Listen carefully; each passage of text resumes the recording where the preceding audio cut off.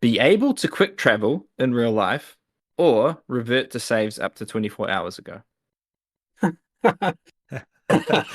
Restart from last checkpoint. Yeah. Oh, that would be amazing. Up to 24 hours ago. Right, Yeah. right. Dude, so I could just choose to be living out Groundhog Day if I want until I completely like master the day and then I'll move Each on to the day. next Yeah. one.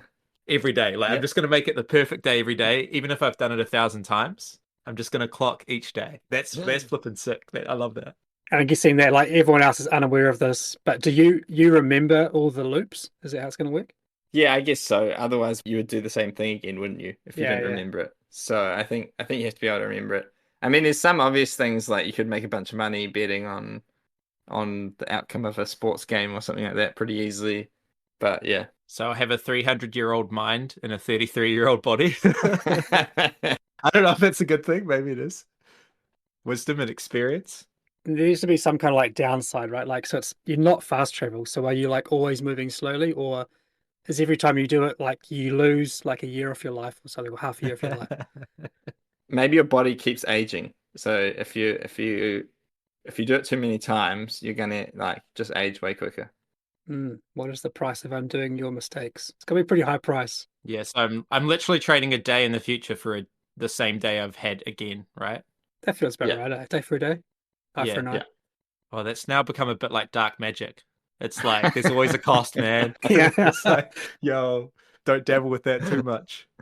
So fast travel, like as in like click your fingers and you're there, or like you can just go really, really fast. Quick travel in games is like you go onto the map, Yeah, you yeah. pick a place, and then it loads that new area. So as long as you've set up a campfire there previously, you can go that Yeah, quick. Yeah, yeah, yeah. exactly. That'd be awesome. We've kind of done a similar one before with the like flying and stuff, hey, like Yeah, instantly going to Essen or to Gen Con. the teleportation But we rooms know or whatever. that's a good deal regardless, Yeah, for sure. But I kind of like the journey, you Yeah. know? Oh, It's yeah. I think there's something poetic about enjoying the journey and not just the destination. I feel like there's time to have a chat, listen to your audiobook podcast, decompress. If you could instant travel, you just feel like you're supposed to move straight to the next thing, straight to the next thing. yeah. Where I don't know, I enjoy the journey. So even though fast travel would be amazing, especially global, like going to other countries, that's where it's like the real money. But I don't know, there's something about the flight and the journey and the anticipation of getting to a place before you're actually there. So I'm going to go with reliving the days, even though it seems a little bit like dark magic. If I'm like I'm getting older and older and older, and people are like, bro, like imagine if you've done that day so many times that eventually you've grown a beard, and you're like, wait, you were clean shaven yesterday. It's like, well, actually, this is my 100th run through of this day, and you start completing people's sentences for them, right? Because you've heard them say it so many times. Yeah. I think what could get confusing though about the reliving the day thing is that like you'll remember that people have done stuff, but then they haven't actually done it in your timeline. Yeah. Like imagine with your wife or whatever, you're like, but you said blah blah blah, and she's like, well, I never said that, and you're like, oh, oops. You know? It would be really cool for just trialing being a little bit more bold, like just saying really what you think to people and just trying it on. If they don't react well, you're like, okay, I won't do that tomorrow. But like, I don't know, you just have a little bit more confidence just to take a risk. To try things. I mean, you can do that now, Sam. You can try things now without this dark magic. You might lose some friends, I can. Yeah, but you yeah, can try it. exactly. Shame is a thing, right? And regret Yeah. is a thing. Hmm. There's always apologizing. Yeah, that's true. I don't know if like redoing your days is like it's gonna make you a better person though. I'm not sure. Yeah, It'd probably make you more selfish, right? Like I could do better. I could be better. yeah, Whereas, learning from mistakes is a part of life. So, and having regrets is sometimes kind of a good thing because it teaches you Yeah. wisdom and not to make the same mistakes. So, I don't know. I mean, like fast travel would be amazing. That's just hands down a good one. But if it was again dark magic, where those 40 hours of flying to Essen were taken off the end of your life to skip them, mm, no, now it's a hard decision again. And then it's kind of like you just don't remember the fact that you've traveled, right? yeah. That's true. It's all wiped from your memory. To be honest, which is probably what fast traveling games is actually representing, right? So that could actually be the way to interpret that one. Because I think fast traveling games, it's like your character's actually doing the traveling, but because it's boring for you to do that in the game, Yeah, yeah. they skip it for you and they just load you into the next area. So maybe it's just like you fast travel, you close your eyes, and you're in the new place, but 2 days have gone past of flying or whatever, you know? You missed the latest like outbreak or war that happened during those few Yeah, hours. and you have to just Yeah. catch up on the last, yeah. Or like we need to go to work up in Paraparaumu this morning, fast travel, it's 40 minutes later and we're in the office, you know? Yeah, I'm Nah, gonna Maybe. not good. no, you I know. don't like that. I'm definitely not doing that. Depends how much you Sake, like anytime. flying, right? I'm going for the fast travel. It's just such a good power. And I think that like, yes, to undo mistakes of the past would be amazing, but also they kind of define you in sometimes in a bad way, but more often in a good way. So I'm just a hedonist, man. I'm just reliving the days that are awesome. Just gonna keep living them. Like it was a great But time. maybe the second time it won't be awesome, bro. it gets worse. But what if you have an awesome day and you relive it and you screw it up? True. Like 24 hours is quite a long time. So you might forget what you did. I think it's going to be great for Zach because he's just going to choose to relive the day until he no longer retcons the games. So he's never going to retcon again. He's just going to keep reliving the day, and then he doesn't have to retcon at the end of the game. Yeah, it'll definitely help for that last move of the game that I regret. No, I think I would do the reliving the 24 hours, but I think I would definitely use it sparingly. Like, try and use it as little as possible. But, every now and then, being able to go back in time and fix something that you did seriously wrong or that or just use it once to make a bunch of money and then set yourself up and then you've only lost a day, so I don't know. The reliving can become like quite an arrogant kind of thing though, right? Imagine Zach, you're playing a game with your brothers Yeah. and Johnny wins and he's like, yeah, that's right. You take that. And you're just like, cool, no one's going to remember this because I'm going to restart the day. So, no one cares. Yeah. Like you just become real like control freak, right? Yeah. Like, Yeah, totally. yeah. Welcome to the Lens and Veil podcast. Join Shem, Sam, and Zach as they dive into a designer-focused analysis of Spirited, a game they all designed.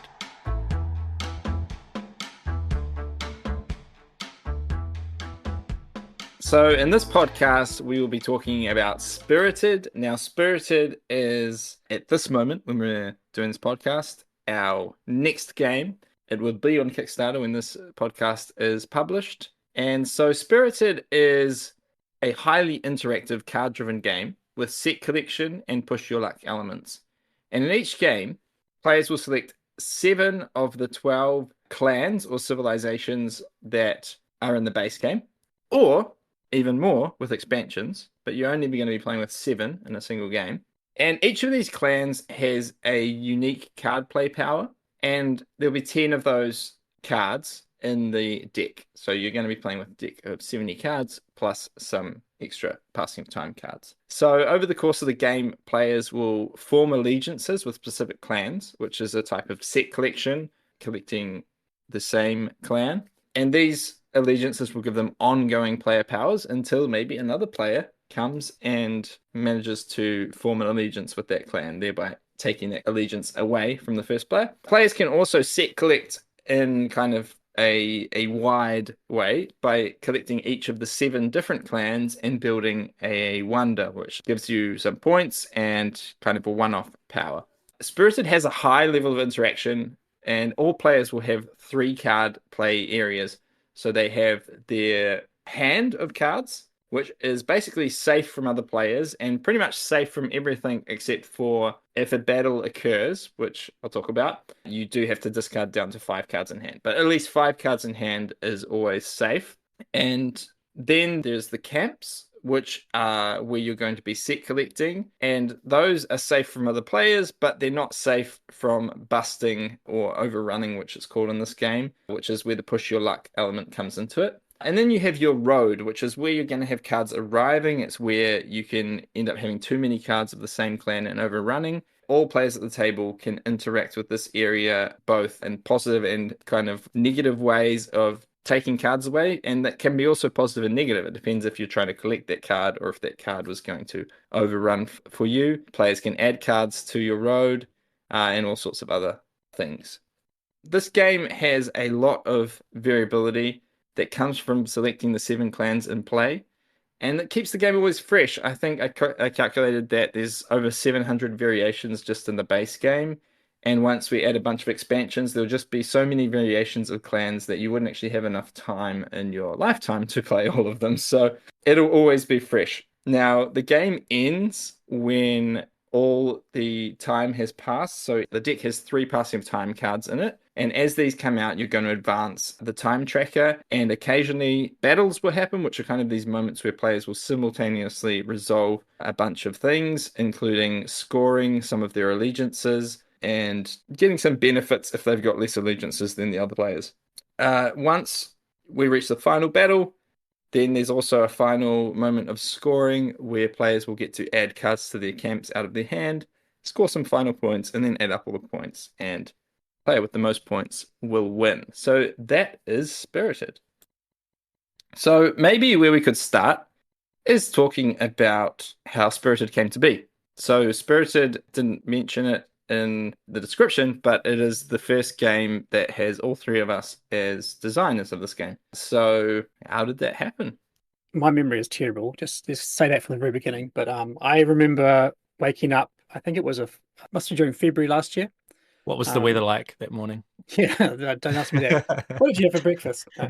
I remember waking up with an idea in my head as I was, slowly waking about some kind of concept for a push your luck card game. And that was a very simple concept. It's probably been done before, but the idea was that you would reveal a card from the top of the draw pile. Then you make a decision. Do I want that card, or do I want to clear that card and reveal 2 cards? And then do I want to make a decision on those cards, or do I want to clear those 2 cards and reveal 3 cards? And then obviously keep doing it with 4, then 5, then 6. Eventually, if you revealed 2 or 3 of the same card, you'd bust and then you lose all your progress. Very simple push your luck mechanism. And like I said, it's probably number 4. But I had this idea, and Zach had freshly come back from Italy. So we were in the office together, and I thought, I'll get the guys downstairs one morning and let's just try and kind of workshop a random game idea, see what we can do with it together for the first time. So we got some cards, I think from Ethnos, maybe straight away, just so we had some cards that had suits on them. We may have used playing cards before that, I can't remember. And we played the system. Clearly didn't work. It was just kind of weird and random, but there was something there to work on. So we made some quick changes, and I think we started going, what if these cards have powers? What if these cards go into your hand? You can play these cards. And then we workshopped on that a bit. Then there's the idea of, well, what if getting lots of one card gave you some kind of special ongoing power? And then we had like sand grab, some regicide cards, playing cards. And thought, well, what if there's these targets to hit to try and march for these cards, to get sets of these cards, to get the allegiances, or whatever they called it back then, these player powers. So we had these cards on the table with like the numbers to hit, right? There's, I think it was like 1, then there's like 2, and then a 3 and a 3 and a 4, 4, 4 and a 5, with these kind of like increased numbers up to like 7 or 8, I think, at that point, thinking that someone might get 8 of one card that you try and collect. And it kind of worked. We kind of scrapped the idea of the whole you reveal a card and then scrap it. It was just now you're just adding 2 cards to your kind of road, that we now called it, on each turn, and then making a decision and hoping that you don't bust on the next reveal of 2. That's my kind of experience or memory of day 1, I guess. And then from there, it kind of progressed forward, right? I don't know if you guys have different memories of that day and the days after, but jump on in.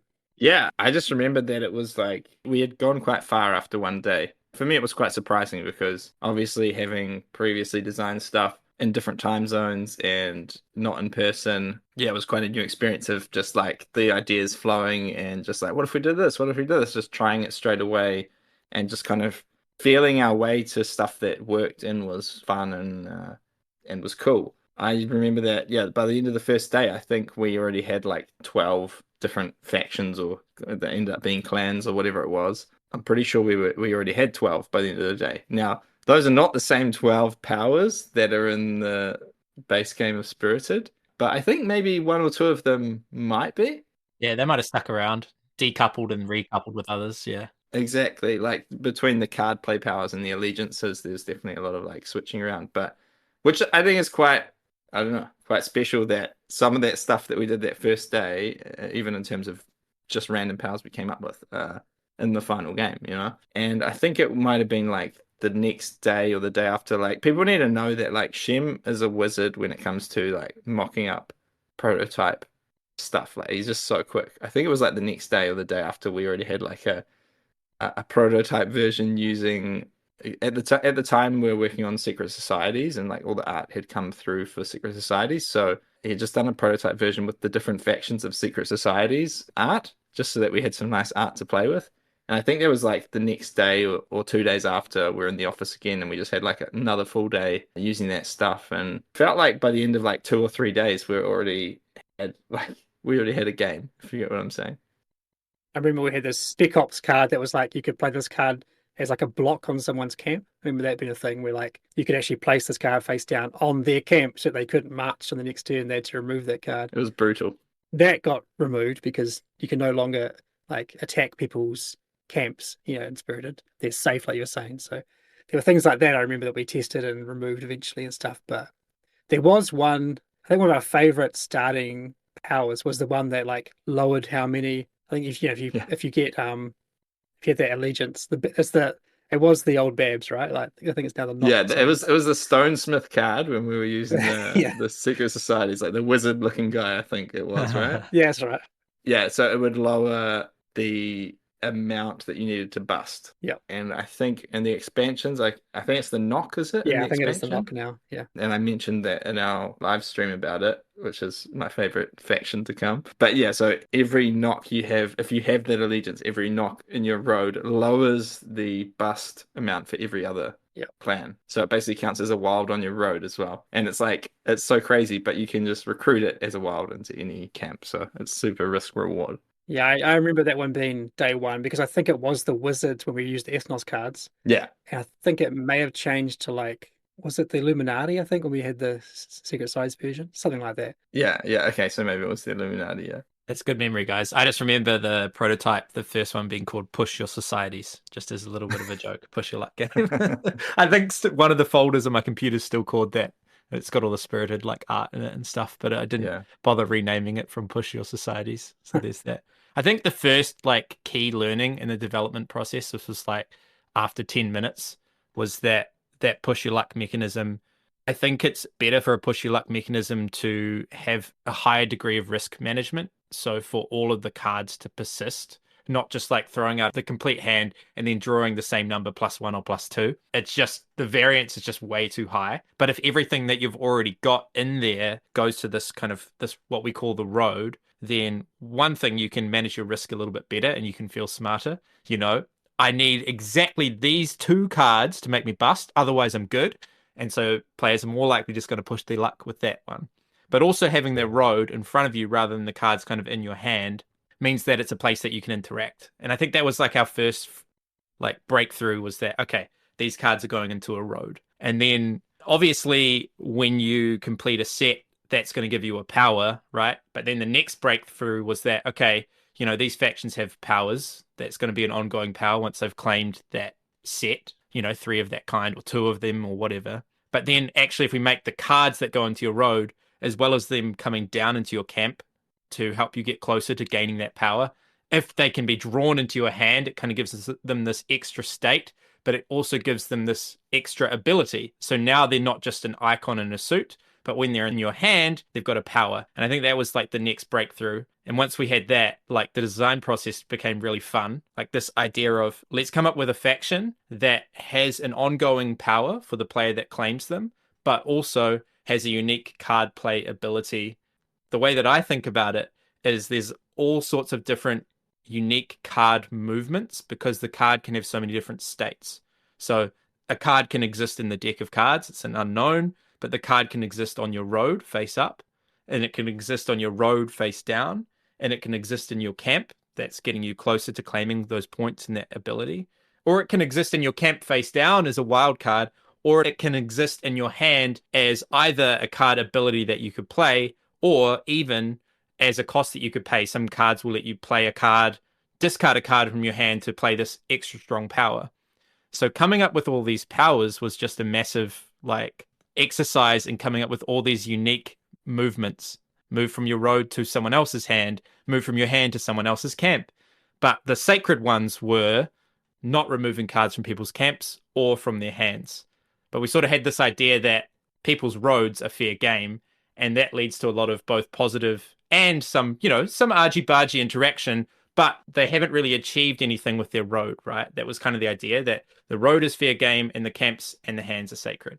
You don't like spend turns acquiring cards only to lose them because someone played a card. Like no one enjoys that. Well, no one who likes modern board games enjoys building something to see it destroyed because someone had a random card they could play. So even though it is interactive, we would definitely try and avoid that style of interaction. Yeah, and we do even have positive interaction with people's hands and with their camps, really, with some of the cards. Although, like, for example, the Norse lets people recruit during your turn, so it's sort of interacting with their camp. But like the Egyptians, you place the card from your road into someone's hand. That's always positive for them. So we have kept in some positive interaction with those areas. But yeah, we wanted to have some sort of protected areas. And I think this is something like going back to one of my first real big experiences in terms of really getting passionate about board gaming was Architects of the West Kingdom, which Sam and Shem designed. And I loved that game, how it was so interactive, but all your resources no one could touch. Like no one could, after playing a bunch of games that had take that and like you could mess with people's resources and stuff like that, it was just like, it's nice that everything I've built up, I've got. People can mess with all my workers on the board. They can capture me. They can try and make me like lose virtue by chucking me in prison and all that kind of stuff.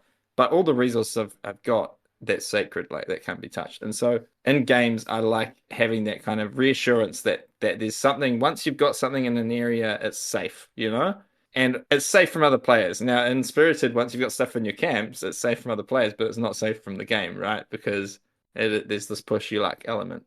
And I think like I really enjoyed the push your luck element in this game. I think it's quite subtle. I think it was a bit more like obvious maybe in the early design, like it was probably stronger Right. earlier on in the design process, and it maybe became a little bit more subtle as things got on. But yeah, what do you guys think about the push your luck element in Spirited? I think we also got better as players. That's the other part of that equation where it felt far more random, I think, when we were first testing it. So I don't know if we ever dialed down that number from 3. I think it maybe started at 3 and it stayed on 3 because it feels about right. But yeah, we got better. But we added more tools for the players too. So especially Sam was talking about the cards you can play to avoid things. So, there's a lot of preemptive moves you can do to stop busting. Yeah. But the other things that we also added and a lot of little minor development tweaks we did was around, we've talked a bit about the interaction side, but also the overrunning side. So in both those areas, we kind of got to a point where we created almost like a weighting, a value of things. So if I can do an action which lets me, say, pick up a card from your road, that's probably fine. Because for one, I've got a card and you maybe it was good, like you're saying, Zach, maybe you're now less likely to overrun that clan. So that's a good exchange, like a 1-for-1 type feel. But if I can pick up a card off your road and recruit it into my camp, well, that's quite strong. So maybe you should get something out of it. So we had that kind of balancing factor for all of the cards in the game where suddenly if I can get 2 cards recruited, well, that's really, really strong. I should probably have to like increase my overrun. I'm going to probably get nailed after I do this, but it's worth the risk. And we had a similar kind of push and pull balancing thing going on with the overrunning. So from the very start, it was like, well, if you overrun, you lose all your road and your camps and start again. And then in our testing, we're like, this is very mean. This is very harsh and hard to recover from. If that happens, you're probably going to lose the game. So we added in little like catch up or kind of consolation prizes. So I can't remember how this started. I think we may have had 3 cards on our table in the first place before we had player boards. And these would have changed a lot over time. But they ended up being that if you have no allegiances, you get a point, 1 spirit. You also always rally 1 card of the clan or clans that overrun you. And then you can also kind of salvage, was the old term we used, salvage cards from your camps into your hand. So while you lost everything, you may have actually got 3 cards to hand and got a point. And then that's also a good balancing thing for the players. So the player who has 3 allegiances gets a lot less because they've covered over these abilities, which were cards originally, but now they're on your player board. So that was kind of a fun tweaking part of the process for me, where it's like, well, let's try and make sure everything feels right for what you're doing, how much you're investing, what you get back, and that kind of thing. And also, like, I had a similar system, similar kind of balancing thing when I designed Storm Raiders, where like you want the punishing part, like in Storm Raiders, getting hit by the storm versus this being overrun. It should feel like something you want to avoid because it's not good. Yeah. But if it does happen, you shouldn't be out of the game entirely. You should be able to win still, or at least come very close to winning. And even our first play we did of Spirited for the 3-player game you see on YouTube, Sam got overrun in turn 1. I think Sam got overrun the most in that game and he wins it. So Yeah. Like, to me, that's good. Like, Sam wasn't out. He got hit 3 or 4 times in that game, but still managed to win. But it doesn't feel good in the moment. It's like, dang, I overrun. I was working towards these big camps. But that's the kind of the back and forth we had, I think, for that kind of side of things. Yeah, and I think the only time that overrunning can seriously lose you the game is when you have been pushing your luck too much. Yep. And it's the thing I like in games. It's like that greed factor, right? And I've talked about it many times in the podcast. If you are building up to have four of two clans, so you're going for four in one camp and four in the other, like that takes a long time. And you could have just marched for one of those earlier and just reset and gone again.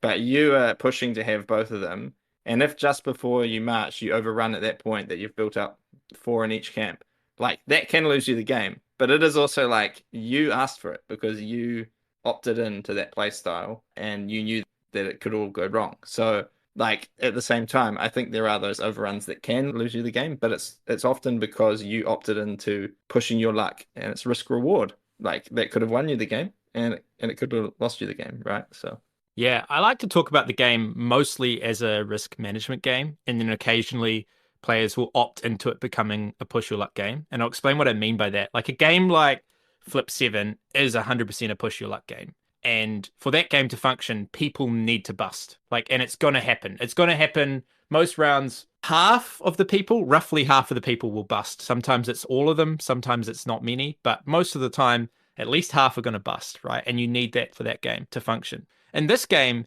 you could have a whole game without someone busting or being overrun. I think that's totally fine. That's a semi-normal game of Spirited. Maybe on average, it's like 1.5 overruns per game for the collective table. Sometimes everyone busts once or twice, but I think the idea behind it is that we want the threat of overrunning to be there more so than overrunning to happen. Like the threat is the thing that is important because it's the limitations, it's the pressure, it's the resistance the players are feeling as they play the game. And a way to feel smart as a player is managing your risk well. And occasionally the risk is really high and you might feel like you don't have a strong chance of winning and you need to push your luck in order to win the game. And I think that's a cool feature. Like, actually, these guys have done really well, and I can catch up only if I push my luck right here and right now. And you might go for a push your luck play. But most of the time, you just try to manage the risk, which is a fun thing. And so that leads me to the next point. And what I would say, this was our last big breakthrough for the game. And I don't think this came in the first week. And that's where we added a third action, I would say, and probably a second path for scoring points. And that was building wonders. So the game was actually pretty functional without wonders. You know, players would just collect sets of the same clan and then they would march when they've got enough of them and they'll score points for those. But what could end up happening was that the clan that you were going for just wouldn't show up. Or the two clans perhaps that you were going for that you were recruiting into your camps, they just wouldn't show up on your road. And perhaps you just didn't have tools to get them from other roads. And some plays that could happen with the different clans that are set up. But another thing was that it feels like you're playing quite strongly if you manage to keep your run going for a long time. Like it feels like you're doing a really good job of managing that risk if you can keep your run going. And sometimes you just couldn't leverage that and you couldn't turn that into points. And so it just lead to you just constantly spinning your wheels and picking up cards and just trying to stay alive. Perhaps you should have marched already, but you know, it felt like the game needed one more path. And so we ended up adding this path of if you manage to collect all 7 unique clans that are in the game, on your road, in your hand, in your camp, doesn't matter where they are. You've done something cool. Like that's quite hard to do. And so what you can do is you can cash in all of those. So it's best to cash them in from your road, but you could cash them in from your camp, from your hand, any combination, and you get to pick up a wonder card.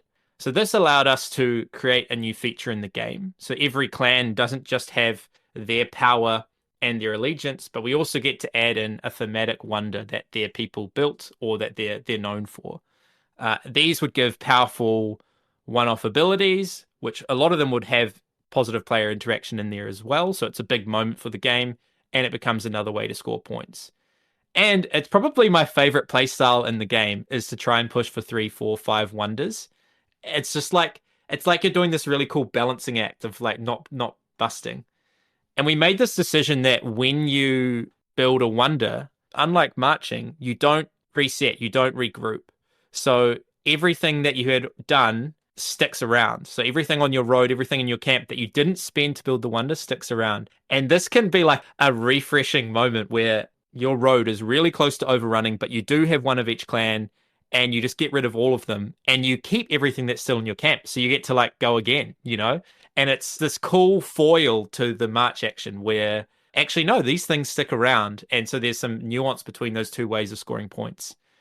Any thoughts on the wonders, guys, and the development of the wonders?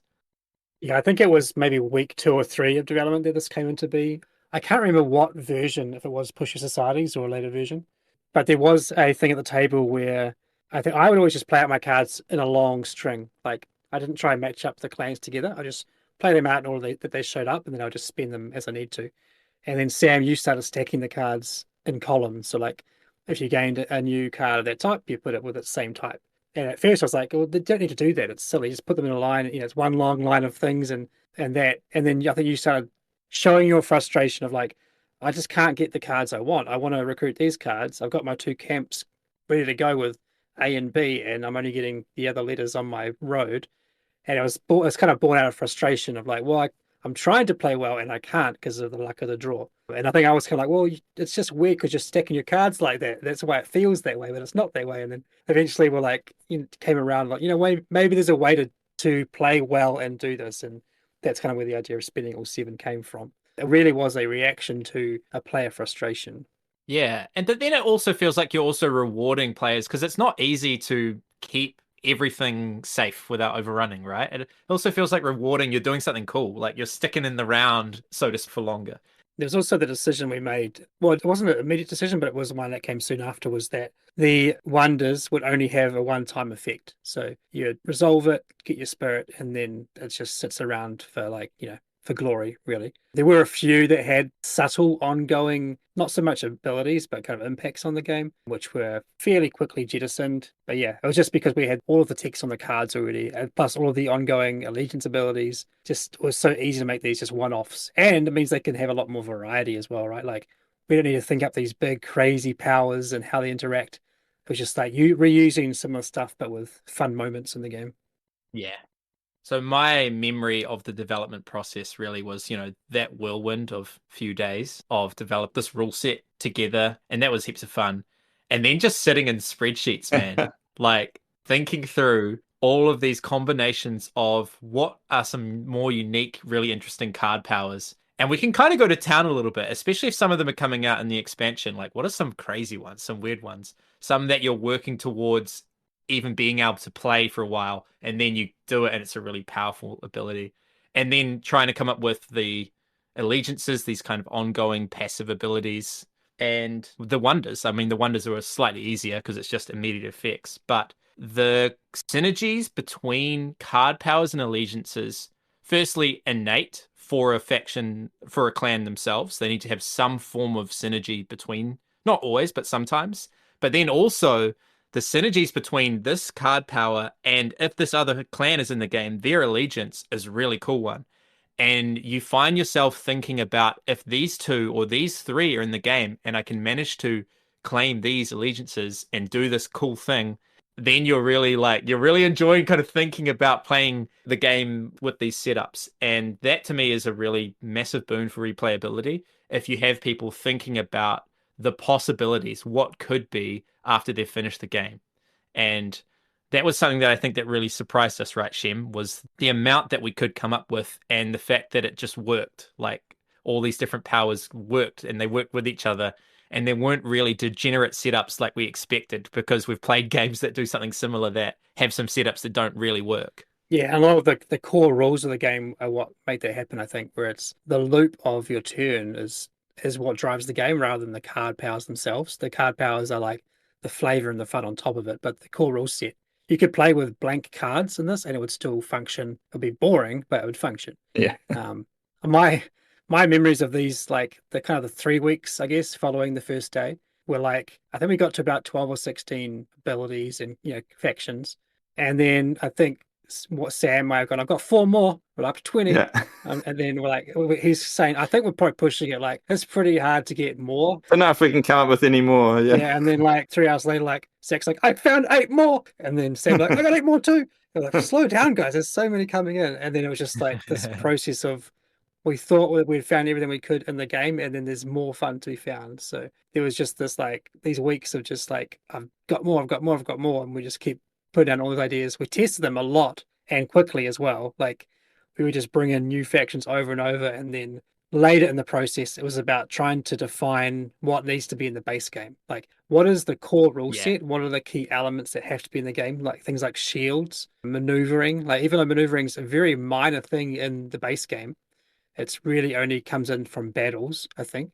But it's a rule that we can teach in the rule book and we can then leverage later in expansion. So the fact that we did all this early development work and early testing on these core concepts means that everything's defined. There's no crazy weird things that are going to come out of the blue in the expansions, but a lot of cool, fun powers are saved for the expansions. Yeah. But they're built upon the core system that we can teach in the base game.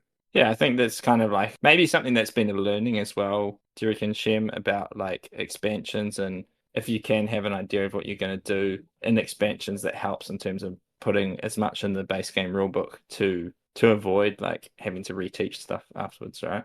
Yeah, definitely. It's not always possible. Like most expansions that I've worked on have been developed after a game's been released in the past. So, but our schedule's pretty healthy at the moment for Garphill, so we're having more luxury to plan ahead. And so even now with the first East game, Sam and I have got that same luxury of like, well, if there is an expansion, what's it going to be? Oh, maybe we should make some changes to the base game because these expansion ideas actually work well in the base game in a simple way, like in a core concept type way. Let's talk a little bit more about that, Shem, because I think this is a game where you did a lot of thinking about future proofing. And I want to ask you specifically about the rulebook because you wrote a version of the rulebook and you're thinking ahead, defining all these terms, making sure that all of these abilities are in the base game. So we're not just defining terms that aren't there, firstly, making sure they're all in there, but also making sure that that is going to be future-proofed for the expansion. But then also putting the game on BGA, we had a developer reading through the rules and implementing the game. And we got a lot of really good feedback and a lot of questions that when you held the magnifying glass up a little bit closer, we were like, oh, is this answered in the rulebook as written? So just let us know your experience, Shem, of writing the rulebook and having a developer kind of program the game from that. Well, I think my first experience with something like this was actually Chaos Order, where I started out before writing the rulebook by defining a glossary of terms because there were a lot of terms in that game: region, control, unit, leader. So the Spirited's the same. There's all these keywords that we call upon on the cards, and that makes you think of games from Fantasy Flight, where there's all these sort of card trigger words. Where if you see this word, it means this. If you say shield, if I say recruit, if I say rally. So it was really about defining those terms. The challenge, though, for Spirited, I found was that we were using different versions of those words. So, and we replaced the words with iconography, which was a very important part of the process because these cards become very wordy and it's hard to see a card and know, oh, I know what that does. So I made the decision to replace the word recruit with a tent and rally with a hand because it goes to your hand. But I wanted to use it in different tenses. So I wanted to recruit to sometimes being recruiting, recruited, or play, played, playing. So when you read it, it kind of makes sense in your head as you read it. But that does make defining the terms a little bit harder. So I had to specify that in the rulebook. So I think there's no getting away from BGG forum posts about this game and what if this is in play and this is in play and what does this mean? It's going to come up. Like this game is definitely going to have those conversations, but every game does. So that's the thing that we kind of expect. We will likely have more official support for this game in that regard. We might have like an actual FAQ on our website for Spirited because there's going to be things that we just could not anticipate for sure. But I think we've done our best we could to really help define those terms. And there's a lot of stuff like Sam was saying with BGA, but that was more about like sort of the tense of the sentence or the timing of a certain effect when there's two effects in play, things like that. But yeah, it was a good challenge for sure. And I really wanted to keep the rulebook as small as I could.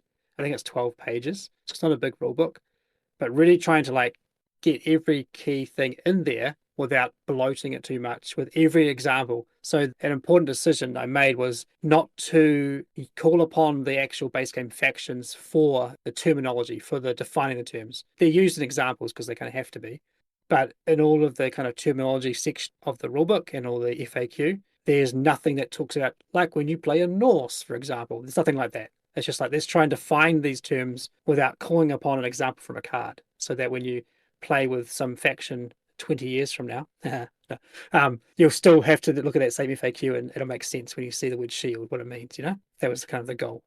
Yeah, so you said the rulebook's only 12 pages. So I'm right in saying that this is the lightest game in terms of weight and complexity that Garphill's put out in a long time. Is that right? Oh, yeah. Like since probably before Shipwrights? I would say it's probably similar to original Shipwrights in terms of complexity. Probably a similar kind of rules overhead, I'd say. Yeah, similar to that. I've done lighter games since, but they're kind of games that no one really knows about, talks about. So, but for Garphill, it's, yeah, definitely a bigger departure from our big, heavy South Tigris trilogy, for sure. Is this going to be something that we're going to be seeing a lot more in the future? Oh, well, you know the answer to that. We've already announced Scoot, so we can talk about Scoot at least. So there is a card game that three of us have designed, which will be coming out at some point this year, which, well, I'd say it's lighter than Spirited in a sense, really. Easy to get to the table, and it's less rules to teach, but a different kind of game altogether. But that's just something we're trying out, right? We want to not just get stuck in our little hole and do our thing that we usually do, big, heavy Euro games.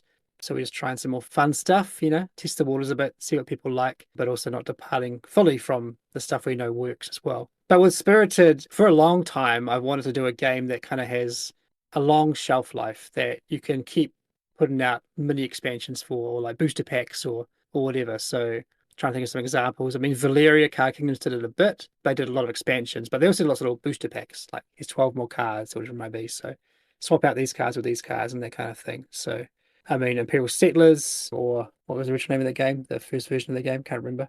Oh, 51st State? Was it that one? Yeah, I'm getting confused now. But yeah, anyway, there's games like that where they release new clans, new expansions, and I always liked that model for release for a product. So I kind of always wanted to do something like this, where we have a core game, a basic kind of game, just, not basic, but a simple version of the game we can do. And then there's tons of stuff you can plug into it. Just because it's fun to keep a product alive. We put a lot of effort into making a game, like a big, heavy Euro game, and then a year or two later, it's people have forgotten about it, or they're on to the next big Euro game, or whatever it is. So it's fun to have a product that you can keeping fresh with new stuff without a massive development overhead or art overhead to make that keep going. So I'm excited to see like the reception for Spirited, and to see like the continued enjoyment for new factions and clans that we produce. So it's going to be interesting to see how it goes. So the theming of the game, it was originally just like wizards and stuff, because we were playing with ethnos, so it was like wizards and dwarfs and all this fantasy kind of setting, and I guess we're marching because we're clans.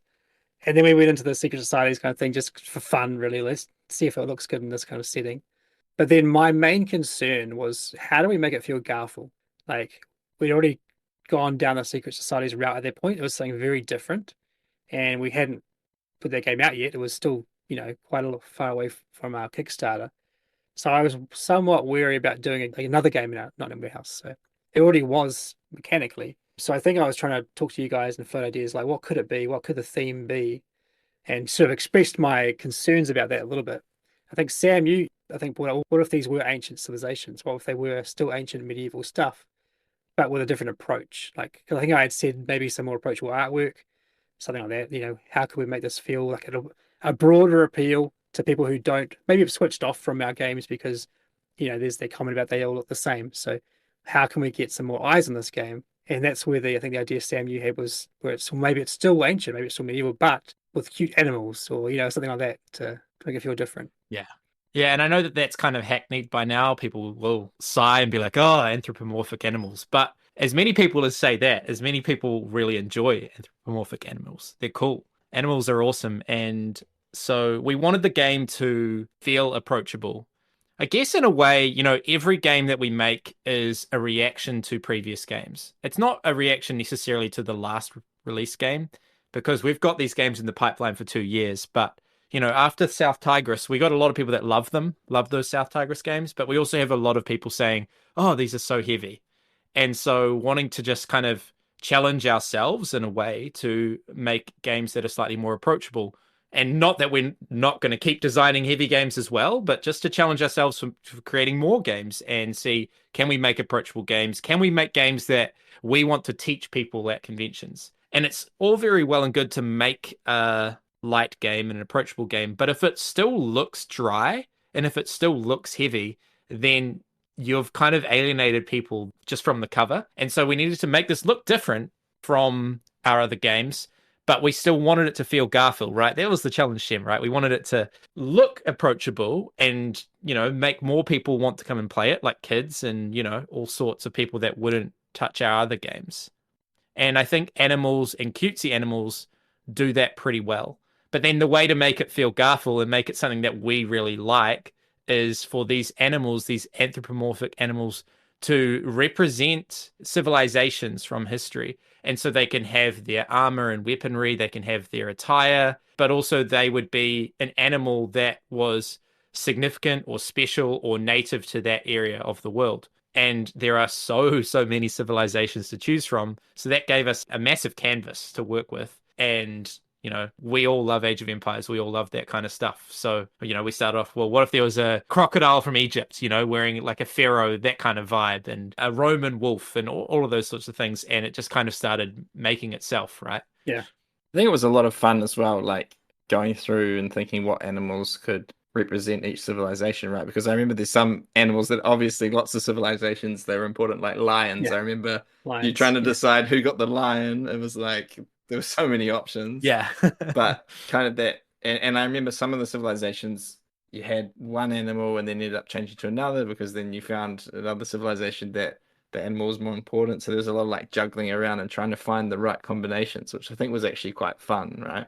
Yeah, I was also trying to get a good mix of animals. So there's obviously a lot of mammals in the game, but then we want to have, a bunch of reptiles and some birds and so on. So I think there's only like two fish. No, they're not even fish, are they? They're mammals still. There's two, Sea creatures. maybe there's three. Yeah. Maybe there's three. But there's a few sea creatures, but very, very few. But I think we've got two reptiles in the base game, the Aztec and the Egyptian. There could be more. I think we've got two birds.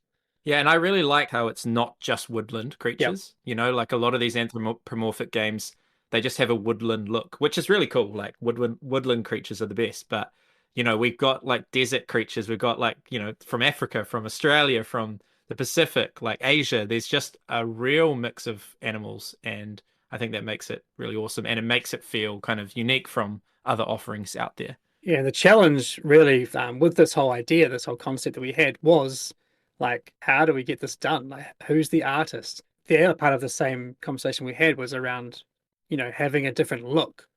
So we thought, well, this can't really be a Shem Phillips illustration because this has got to have something different about it so that people take notice. Because Sam already has his massive fan base for the Asian anthology. Like, he's got his fans and they love his work.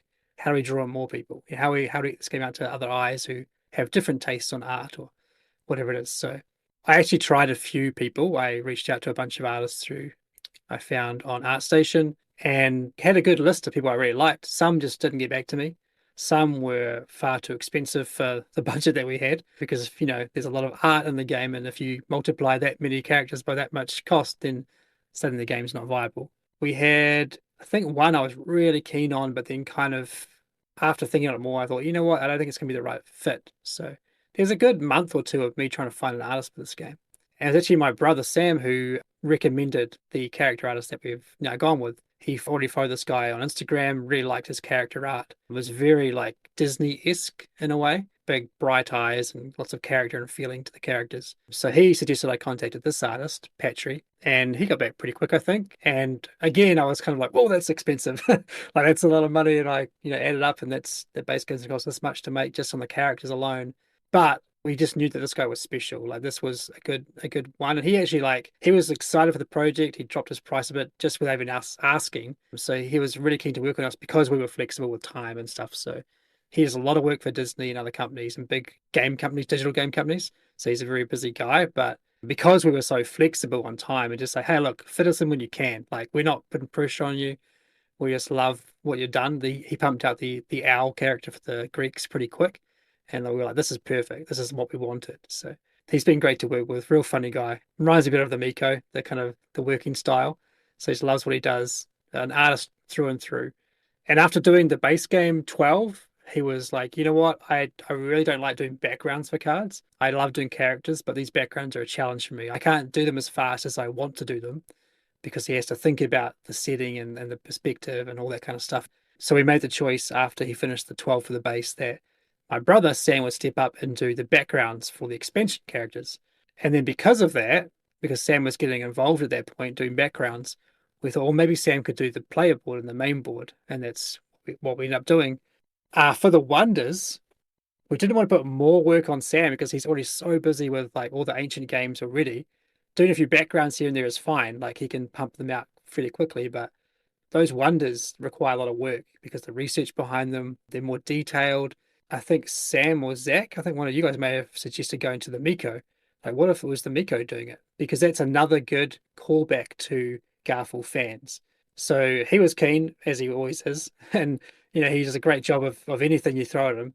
So he was quite happy to do the Wonders for the base game, and he's doing more now for the expansions as well. So we've got 3 designers on the box. We've got 3 artists on the box. So this is our biggest kind of collaborative project ever, but it's been a lot of fun. And just seeing how everyone works together is really cool as well. Like seeing how my brother's work, he's done it in a way that complements Patrick's artwork and how the Wonders fit right in with the kind of like charm that Miko produces, along with Patrick's nice characters and everything. So yeah, but it was a challenge for sure. And I often really enjoy the art direction process, but this one was definitely a bit of a struggle to get going because it's quite daunting to find someone who will commit to this much art and not only be the like 12 characters, but knowing how many we could do in the future and that we plan to hopefully do in the future. Like that's a lot of work. So we had to find the right person at the right time, because if they do 12 and then they go, oh, I'm done, I don't want to do any more, well, that's tough to find someone who does something similar. So fortunately, that has not been the case. Patrick's been great to work with, and we're looking forward to doing more. And he sends me through sketches and stuff every now and then, and it's always exciting.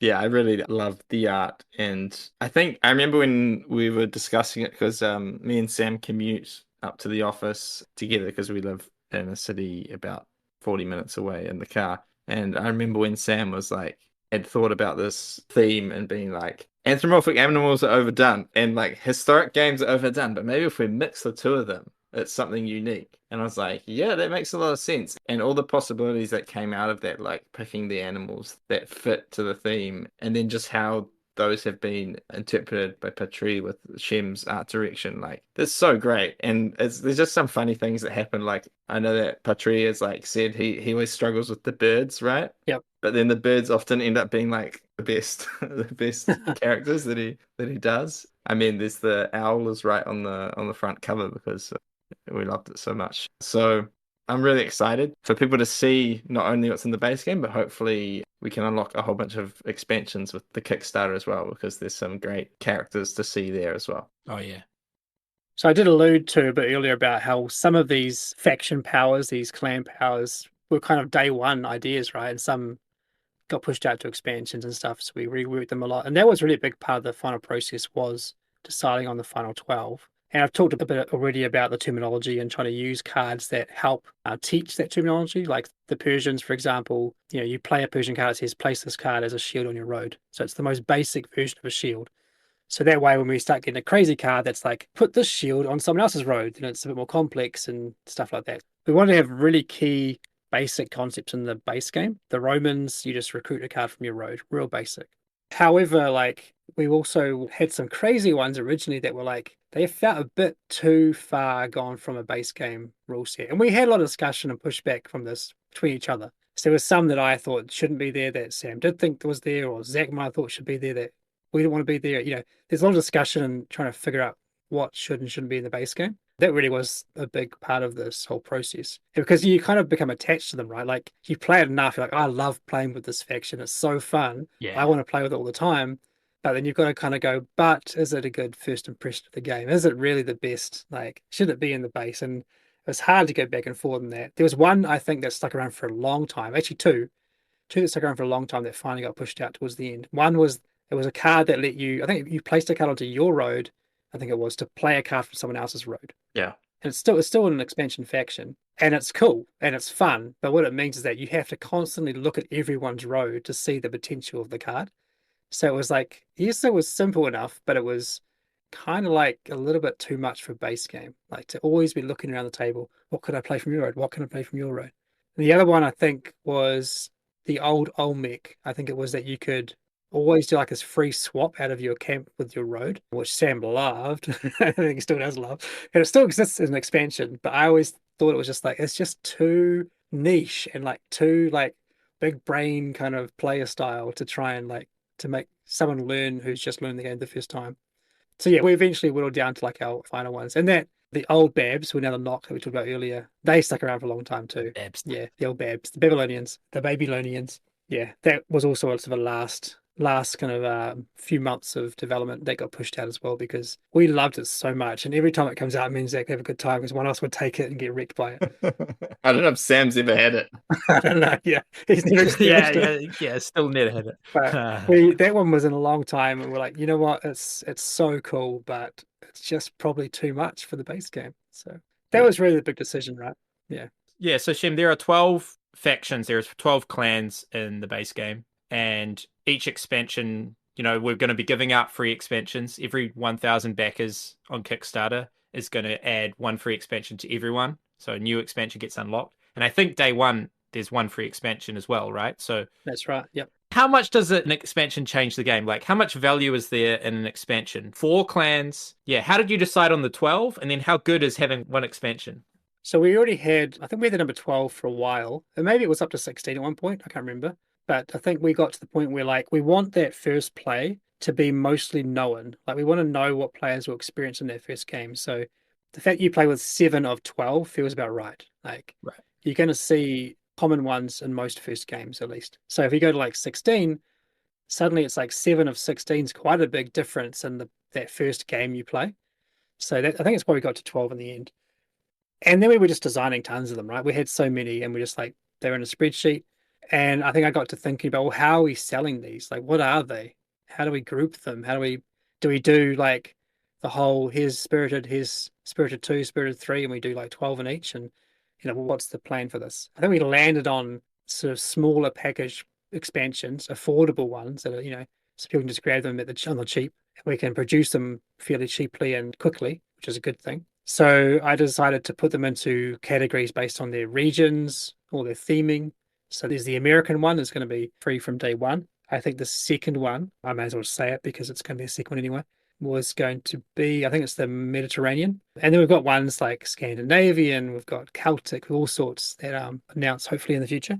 But they're grouped around their area or their theming. So that was really helpful, I think, for us to actually really nail down our ideas. So we could actually put them into groups. And Sam, you did a big process of going through these groups to make sure that while you're not often playing with those 4 and nothing else where you can't, you want to make sure that each group of 4 had a similar spread of recruit, rally, and wonder kind of powers going on. So that was Sam's sort of behind the scenes process he did, where he tried to make them into these groups of 4 that made sense. And also, if you were to play, like, I'm going to play America and throw in 3 base game ones, you'd know that at least those 4 work well together in a complementary way of having a spread of powers, I guess. Yeah, because the idea is that, even though we recommend that players just shuffle or just pick 7 at random, if you buy a new expansion or 2 new expansions, you're probably going to say, let's throw in all the new stuff right now. And we know that players like to do that. So, okay, let's make sure that when you throw in all the new stuff, it's going to be a cool mixed set of abilities.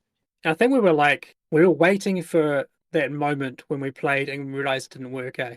Like with this many things, we're like, surely we're going to play a combination at some point where it's like, oh, this is broken. Like this is not fun, or this is way too overpowered, or these cards just don't synergize. But we've never experienced it.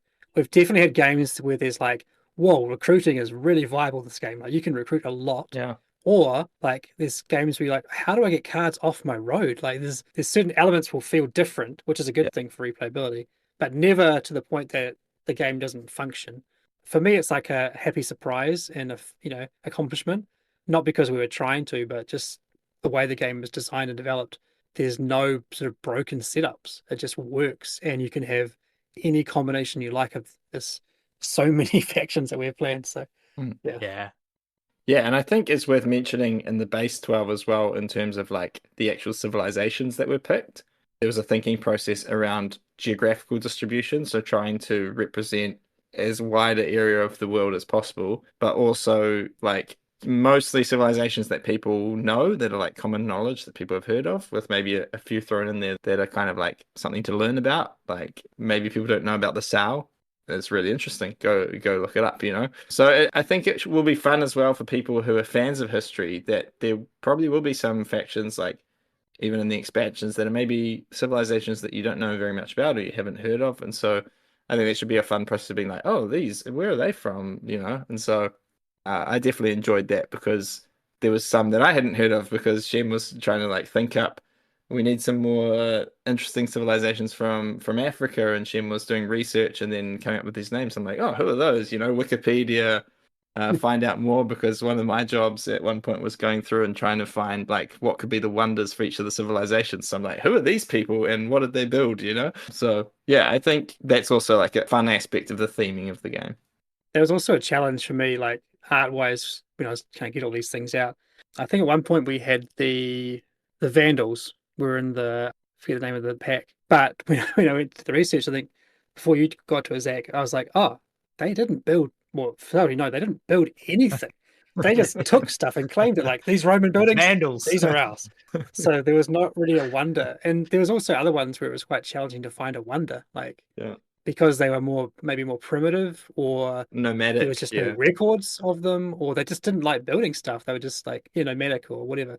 So we had to take some liberties on those, and some things are like not technically like wonders, but they are, they're buildings of notable, or they're things that you can at least call on and say, oh yeah, like the Maori have the marae, like there's things like that associate with them. So, but yeah, there was a challenge, and like you said, we definitely like spread them out and try to figure out a good balance. I think we got two Africa in the base game, two Asia, Yeah. two America, and a bunch of Europeans, obviously. Yeah, but no, it's good fun. I like enjoyed the research too, especially like, all right, we're doing an Asian expansion. All right, I don't actually know that many. We've already got Japanese and Chinese in there. What else are we going to get? And what's the good and what's the right mix to find? And what cool animals could be tied to those. So that's always it was fun. I really enjoyed that part of the process. Perhaps at risk of extending this conversation on too long, but maybe the last conversation topic about Spirited, and to be a little bit transparent, I guess, Shem, you wrote a post on BGG about how this game is best played 3, 4, 5 times, and I definitely would agree. Like, I think because one of the biggest features in this game is the replay value, and setting it up with 7 new clans, and each unique play is a unique puzzle for you to solve. And there's different synergies to be found, and there's different ways to play out your cards based on the other cards that are available, and different valuing of cards given the set that they exist in. Is this a feature or is this a bug? Like the fact that the game is better playing it more times. Shem and Zach, look, how do you guys go to bed at night thinking about this? How do you feel about this overall as a feature of Spirited? I think it's always the challenge with any game is that first play versus repeat plays. And any fan of Garphill will know that we put more focus on repeat plays than we do on first play. So we hear stories often of like, I played this game this week. We were all stumped at first, but can't wait for the next game. And then next week, like, we played it again. We're loving it. It's so good that they get more and more into it the more they play it. So Yeah. So if we're being honest, we could obviously improve on these first play experiences of our games. And we are trying to. We are trying to think through that stuff and be more streamlined where we can. But we never want to sacrifice those repeat plays, because I think as gamers, we appreciate repeat plays. Like, we want depth in game. We want those discovery moments to keep continuing as you play the game more and more. So Spirited has that in spades. Like Sam was you're saying, it's got so many combinations, and discovering those, figuring those out is the fun part of the game. But it does have the downside that it could bounce off someone hard on their first play. So if they play it and think that every single player is going to feel like that or play out the same way, and they think, I've seen enough, I didn't like it, cool, move on, then that's disappointing. But, the sad part is that's just how it's going to go. And that's how most people react to games anyway. But hopefully people will play it and then play it again quickly because they've got it set up on the table already or whatever, and realize, hey, this actually changes quite a lot and it's very different. And oh, this card and this card. Oh, what if I had this card? And there's the moments when you when it clicks and you realize, oh, there's so much to discover here. Hopefully, more players have that experience than not. Is kind of my hope, I guess. Yeah, and Zach, what are your thoughts, bro?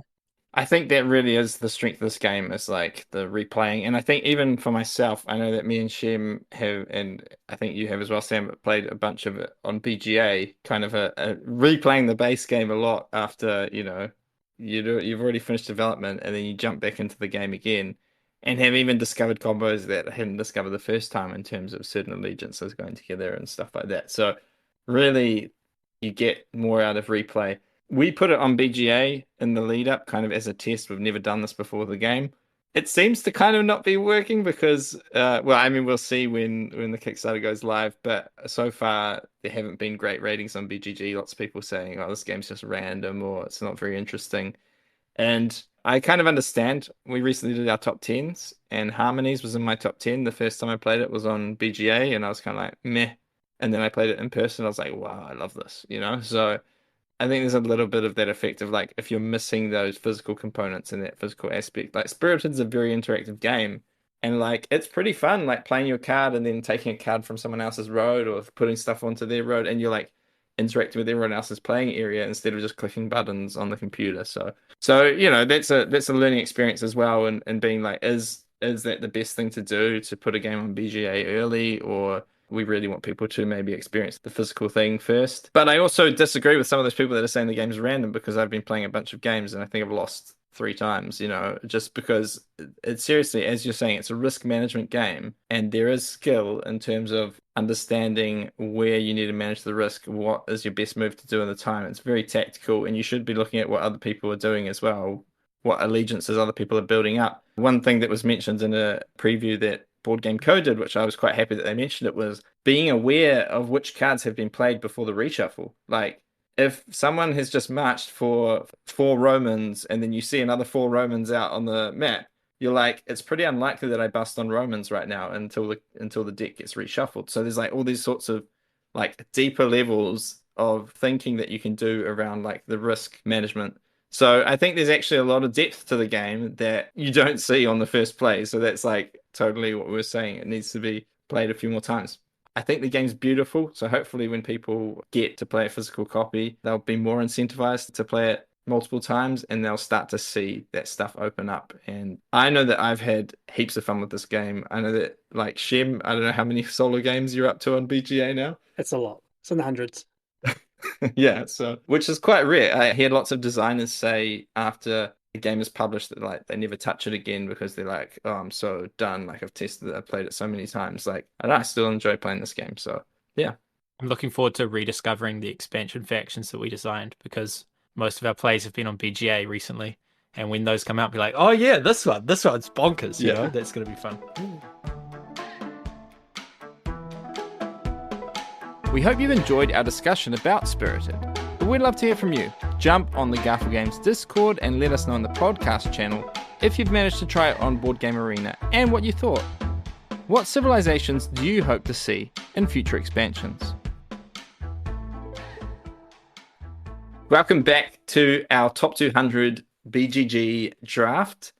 Now, we get into the business end of this draft. I mean, we've only got, I think, like 9 more podcasts to go. This will be, after this one, there'll be 8 more to go on the draft. And so our list's coming to completion. And at the end, we'll have a big vote to see who's got the best list of games drafted. So this week, we are doing games 111 to 120. And as I mention, every time we do this draft, we screenshotted the games when we started the draft, because even now, a lot of these games have moved around. So I'll just read out the games that are on the screenshot from when we started the draft. We have Robinson Crusoe, Adventures on the Cursed Island, The Voyages of Marco Polo, Arcs, Splendor Jewel, Decrypto, Tricarian Legends of Illusion, Inish, Battlestar Galactica the board game, Carnegie, and Dwellings of Outer Vale. Now, this week, we will have Sam banning and Shem first picking. All right, so for my ban, there are 3 things that I would be wanting to pick, so I'm not going to ban any of them. And instead, I am going to ban Splendor Duel. I am going to free Bruno Catala from dual design prison because that's where he is. He's locked up just designing dual games, doing dual versions for other guys all the time. And so I'm going to free him from that by banning Splendor Duel. Splendor can be played two-player perfectly fine on its own. Although I'm sure this version slaps, just I haven't played it. I'm sure it's great, but I have played it, and it is quite different. But yeah, it's good. It's good, but I would still play Splendor first anyway. Nice. All right. Well, it's not the greatest group to pick from for me. A lot of kind of middle range stuff. I did quite like Tricerion, but I think I preferred it without any of the extra expansion stuff. It was just a bit too much for me. I'm going to go with a game that I've played 3 or 4 times, and there are 2 versions of it, and they're both great. And that is Voyages of Marco Polo. Nice. Good old dice placement. I haven't played it for quite a long time, but it is in that nice, solid Euro, midweight, almost a heavy Euro space game. So it's good. Not space game, Euro space. Not in space. I haven't played this one, but this is one that a lot of people kind of compared Circadian's First Light to. Is that right? It's got like some asymmetric powers and its dice work placement. yep, bonkers player powers and dice placement. So yeah, that's kind of where the comparison starts and ends. But those are quite significant things in the games. Was that an inspiration when you were designing First Light? Had you played it? It actually wasn't. I think I'd already started First Light. I had played Marco Polo before First Light came out, but it was nearly done at that point. Big part of Marco Polo is also like the map side of things. So you're actually like Yeah. moving around the map a lot and taking actions there. So like you'll see a lot of more modern Euro games as well. I was really impressed with the second one. I only just played it recently. It's a very good game. Yeah, it's great. Super solid. All right. Well, my pick is going to be one of the 3 that Sam has because he mentioned games that he owns. And for me, it will be Inish, which is a really great area control game with card play, and it's really bash the leader, but it's kind of like done in a clever way. And I really liked it. And so that's on my list, Inish. Well, this is the most easy pick of my life. It's going to be Decrypto. It was in my top 10. If you haven't heard that, that's a little bit of a spoiler, but go and listen to our top 10 episodes. They came out at the end of last year. This is my favorite party game. That doesn't mean it's always the party game I will pull out because it is more on the cerebral side of things and it's not necessarily the laughing kind of vibe, but it is insanely Moorish. It is very deep and clever and it creates cool moments. And yeah, it's got a really nice team element to it. So the crypto is just running into my list. It's just, yeah, so good.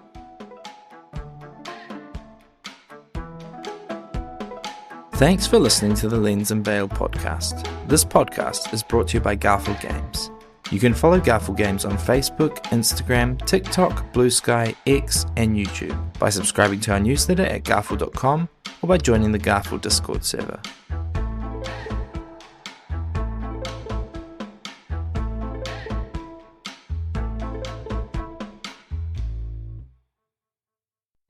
Oh, do we want to get our story straight first, or we just want to like remember on the fly and go, no, that's not how it happened? Or What did happen, guys? I don't know. Did you have a dream, Shem? Did you have a dream? Not a dream. I woke up thinking about an idea for a Uh-huh. push your luck thing.